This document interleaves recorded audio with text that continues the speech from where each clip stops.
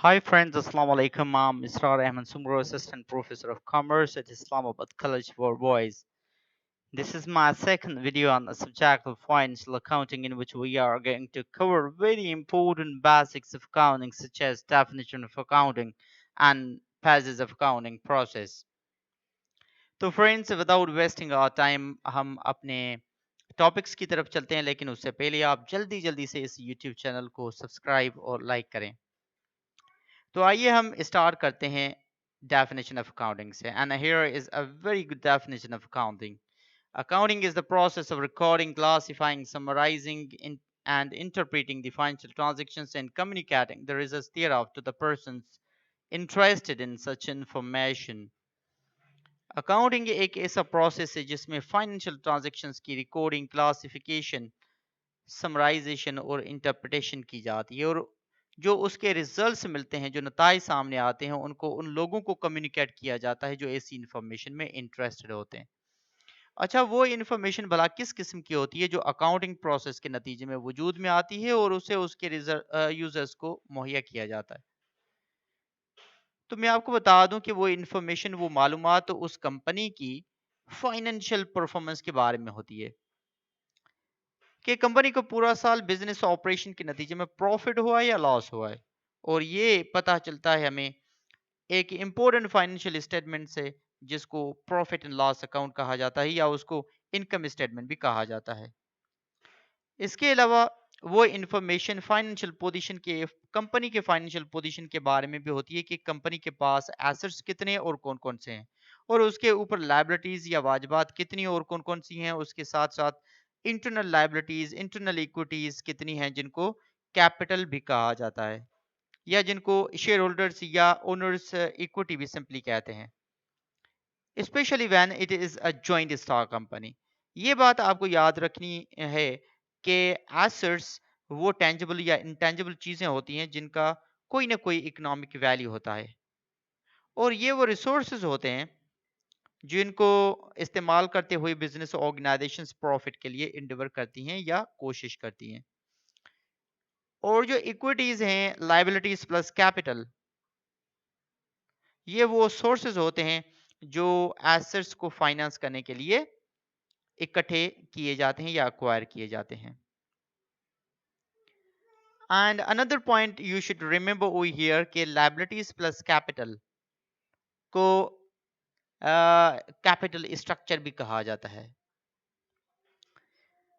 Capital structure एक खास combination है लायबिलिटीज प्लस कैपिटल का, जिसको कंपनी की ओवरऑल ऑपरेशन और ग्रोथ के लिए इस्तेमाल किया जाता है।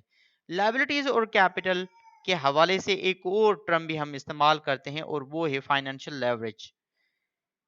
फाइनेंशियल लेवरेज एक ऐसी टेक्निक है जो इस उम्मीद के साथ फाइनेंशियल मैनेजर्स यूज करते हैं कि कंपनी के शेयर होल्डर्स को आफ्टर टैक्स प्रॉफिट्स ज्यादा होंगे। इस टेक्निक में एक्सटर्नल लाइबिलिटीज या डेट्स, या जिनको बारोड फंड्स भी कहते हैं, वो शेयर होल्डर्स इक्विटी के मुकाबले में बहुत ज्यादा इस्तेमाल किए जाते हैं एसेट्स को परचेज करने के लिए।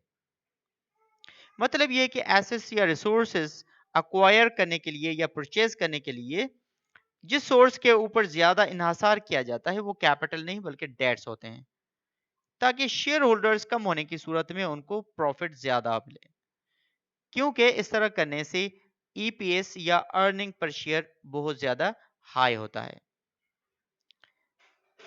अच्छा, ये बात भी आपने याद रखनी है कि assets are always equal to liabilities plus capital.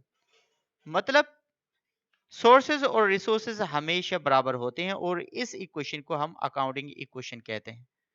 तो ये जो फाइनेंशियल पोजीशन या फाइनेंशियल स्ट्रेंथ की इंफॉर्मेशन है, ये मौजूद होती है बैलेंस शीट में, जिसको फाइनेंशियल पोजीशन स्टेटमेंट भी कहा जाता है। और ये अकाउंटिंग इंफॉर्मेशन कंपनी की फाइनेंशियल पोजीशन में तब्दीली के मुतालिक भी होती है कि पूरे साल में अकाउंटिंग पीरियड में कैश फ्लो कैसे रहा, कैश इनफ्लो और कैश आउटफ्लो कितना रहा, कितनी कैश कंपनी में आई और कितनी गई। इसके अलावा वर्किंग कैपिटल पहले कितना था और अब कितना है। A question might be, rising in your mind over here. Okay, what is working capital? So, working capital is actually difference between current liabilities and current assets. ये वर्किंग कैपिटल वो company का कैपिटल है जो day to day business operations के लिए इस्तेमाल किया जाता है। इसका मतलब ये हुआ कि ये जो प्रोसेस है, ये अकाउंटिंग प्रोसेस है, ये असल में इंफॉर्मेशन क्रिएशन या इंफॉर्मेशन मैनेजमेंट के बारे में है। And when accounting process is all about information, तो क्या हम इस डेफिनेशन को इस तरह मेंट नहीं कर सकते या इसको इसमें इस तरह से तब्दीली नहीं कर सकते कि ये एक सिंपल प्रोसेस नहीं है, बल्कि ये एक इंफॉर्मेशन मैनेजमेंट प्रोसेस है। ठीक है, यहां तक आपको अकाउंटिंग की डेफिनेशन के बारे में काफी कुछ समझ में आ गया होगा। तो हम आगे चलते हैं नेक्स्ट टॉपिक की तरफ, जिसमें हम अपनी डिस्कशन इसी अकाउंटिंग डेफिनेशन के ऊपर जारी रखेंगे। ये कहना ठीक रहेगा यहाँ पे या मुनासिब रहेगा कि इस डेफिनेशन के एक और डिफरेंट एस्पेक्ट के ऊपर हम डिस्कशन करेंगे ताकि ये डेफिनेशन मुकम्मल तौर पर आपको समझ में आ जाए। And the topic is accounting phases and here is the same accounting definition. हम इस डेफिनेशन में पहले ही ये बात समझ चुके हैं कि अकाउंटिंग एक ऐसा इंफॉर्मेशन मैनेजमेंट प्रोसेस है जिसमें फाइनेंशियल ट्रांजैक्शंस की रिकॉर्डिंग, क्लासिफिकेशन, समराइजेशन और इंटरप्रिटेशन की जाती है। ठीक है, तो ये जो फाइनेंशियल ट्रांजैक्शंस की रिकॉर्डिंग, क्लासिफिकेशन, समराइजेशन और इंटरप्रिटेशन है, ये असल में वो अकाउंटिंग प्रोसेस के फेजेस, स्टेजेस या मरहले हैं जिनसे अकाउंटिंग डेटा को गुजारा जाता है ताकि at the end of financial year comprehensive, usable, reliable और ट्रू एंड फेयर रिजल्ट्स मिलें, ताकि हम उनको उस डेटा को या उस इंफॉर्मेशन को अल्टीमेट यूजर्स तक पहुंचाएं। ठीक है, तो आइए हम अकाउंटिंग फेजेस को थारोली स्टडी करते हैं। और फर्स्ट जो फेज है अकाउंटिंग प्रोसेस का, that is recording. Recording is actually book keeping. इस मरहले में फाइनेंशियल ट्रांजैक्शंस की पहले आइडेंटिफिकेशन की जाती है कि कौन सी ट्रांजैक्शन सिग्निफिकेंट और कौन सी इनसिग्निफिकेंट है, कौन सी मटेरियल और कौन सी इमटेरियल है। मटेरियल ट्रांजैक्शंस को मजीद समझने के लिए आपने मटेरियलिटी कॉन्सेप्ट को समझना पड़ेगा। And for that, my video accounting principles, concepts and conventions may be must be handy for you. तो इस मरहले में उन मटेरियल या सिग्निफिकेंट अमाउंट की ट्रांजैक्शंस को सोर्स डॉक्यूमेंट के थ्रू आइडेंटिफाई करके मुनासिब बुक्स ऑफ अकाउंट्स में रिकॉर्ड किया जाता है या जर्नलाइज किया जाता है। चूंकि ये जो रिकॉर्डिंग होती है ये फॉर द फर्स्ट टाइम होती है, तो इन बुक्स को जिनमें इनकी रिकॉर्डिंग की जाती है उनको बुक्स ऑफ ओरिजिनल एंट्री या प्राइम एंट्री कहा जाता है, जैसा कि general journal, cash book, sales journal, purchase journal etcetera. इसके अलावा I want define the term journal. Journal word has been taken or derived from the French word jour। ये French word जोर से जो है वो लिया गया है, जिसकी मायने है डे। इसलिए हम इस बुक को, इस जर्नल को डे बुक भी कहते हैं, जिसमें डेली बेसिस पे जो ट्रांजैक्शंस होती हैं उनको रिकॉर्ड किया जाता है। अच्छा, तो रिकॉर्डिंग जो की जाती है वो सिस्टमेटिक और क्रोनोलॉजिकल ऑर्डर में की जाती है। क्रोनोलॉजिकल ऑर्डर का मतलब डेट वाइज की जाती है। मतलब ये है कि आज के डेट में जो ट्रांजैक्शन होगी वो आज की डेट में ही रिकॉर्ड की जाएगी, ना कि कल या परसों के डेट में। ओके, इसके बाद सेकंड फेज स्टार्ट होता है जिसे क्लासिफाइंग कहते हैं। इस फेज में फाइनेंशियल डेटा जो हमने पहले ही रिकॉर्ड की हुई होती है उसको शिफ्ट या पोस्ट करते हैं एक और बुक ऑफ अकाउंट्स में, जिसको लेजर कहा जाता है। लेजर में रिकॉर्डिंग करने का तरीकेकार ये होता है कि सिमिलर नेचर के आइटम्स को एक ही कैटेगरी या अकाउंट में सॉर्टिंग या ग्रुपिंग की जाती है। मतलब एक ही जगह, एक ही अकाउंट में सिमिलर अकाउंट्स को इकट्ठे ऑर्गेनाइज किया जाता है। ठीक है, यहाँ पर सिर्फ एक अकाउंट नहीं बनता बल्कि बहुत सारे अकाउंट्स जो हैं वो क्रिएट किए जाते हैं या ओपन किए जाते हैं।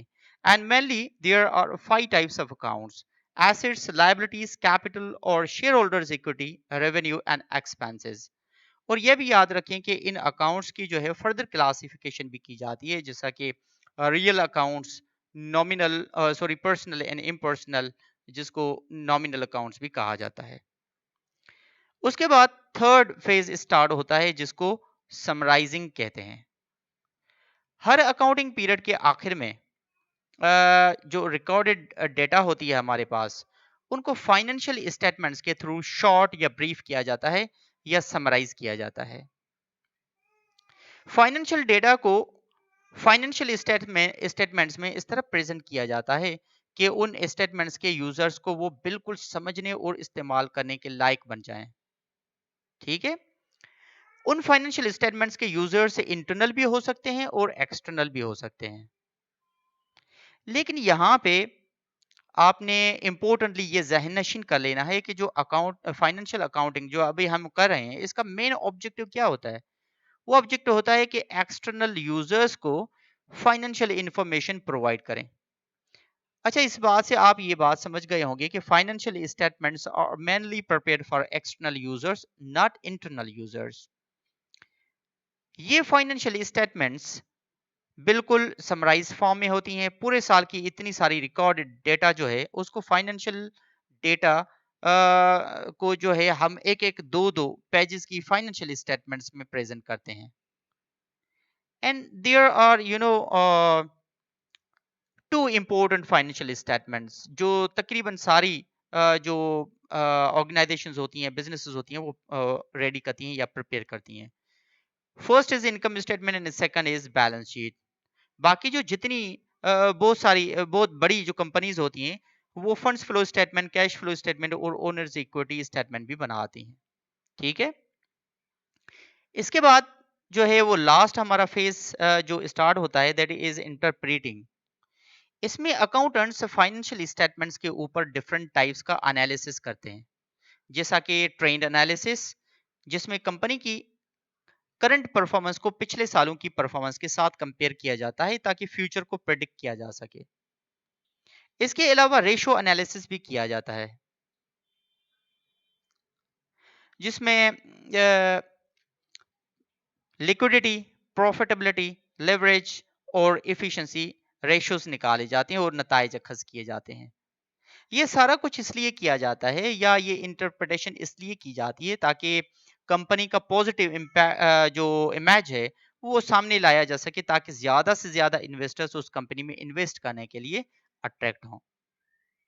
ठीक है। फिर फ्रेंड्स, मेरे ख्याल में जिस तरह मैंने एक एक बात आपको अकाउंटिंग की डेफिनेशन के बारे में समझाई है, उसके मुतालिक समझाई है और हर एस्पेक्ट से समझाई है, तो मुझे मैं यकीन के साथ कह सकता हूं कि ना सिर्फ आपको ये अकाउंटिंग की डेफिनेशन आप कभी भी भूल पाएंगे, बल्कि पूरी अकाउंटिंग के बारे में जितने भी आपके मुबहम ख्यालात थे, वो आइडियाज थे, वो भी क्लियर हो चुके होंगे। ठीक है। Okay friends, that's all. Thank you for watching my video and don't forget to subscribe this YouTube channel. ना सिर्फ आप इस चैनल को सब्सक्राइब करें बल्कि वीडियोस को लाइक करके अपने फ्रेंड्स के साथ शेयर भी कर लें, ताकि बहुत सारे दोस्त इस फ्री एजुकेशनल प्लेटफॉर्म से मुस्तफीद हो सकें। Okay, see you in next video on another important topic.